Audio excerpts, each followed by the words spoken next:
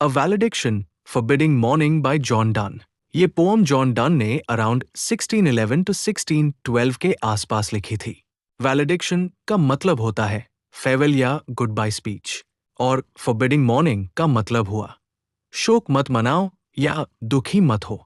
ये pome done ने supposedly अपनी वाइफ एंड मोर के लिए लिखी थी जब वो फ्रांस ट्रिप पर जा रहा था। As virtuous men pass mildly away and whisper to their souls to go, whilst some of their sad friends do say, the breath goes now, and some say, no. John Donne यहाँ एक बहुत काम और spiritual image use करता है। वो कहता है कि अच्छे और वर्चुअस, सज्जन, पवित्र लोग जैब मरते हैं तो वो शोर शराबा नहीं करते। उनकी डेथ बहुत पीसफुल होती है, जैसे क्वाइटली सोल बॉडी को लीव कर रही हो। उनके आसपास जो दोस्त होते हैं वो कंफ्यूज होते हैं। कुछ कहते हैं अब सांस चली गई, कुछ कहते हैं नहीं अभी जिंदा है। यानी डेथ इतनी सॉफ्ट और साइलेंट होती है कि एग्जैक्ट मोमेंट पता ही नहीं चलता। ये लाइन सिर्फ डेथ के बारे में नहीं है। डन इनडायरेक्टली अपनी सेपरेशन को कंपेयर कर रहा है डेथ से।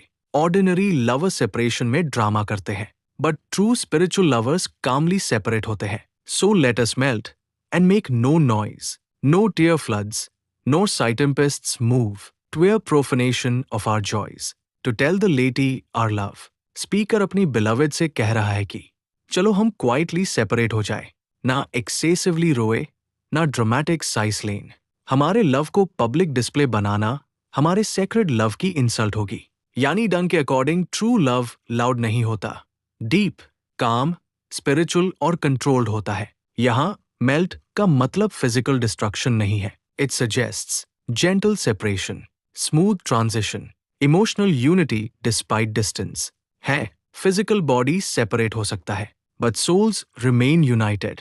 दस Donne suggests real love exists beyond physical presence. इसलिए नॉइज अननेसेसरी है। Moving of earth brings harms and fears. Men reckon what it did and meant, but trepidation of the spheres, though greater far, is innocent.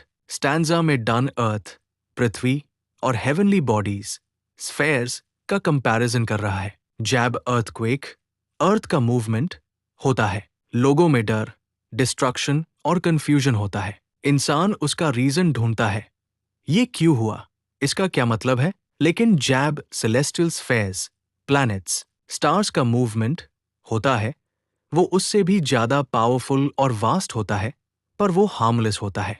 Poet indirectly कह रहा है ordinary love is equal to earthquake जैसा dramatic emotional chaos. True love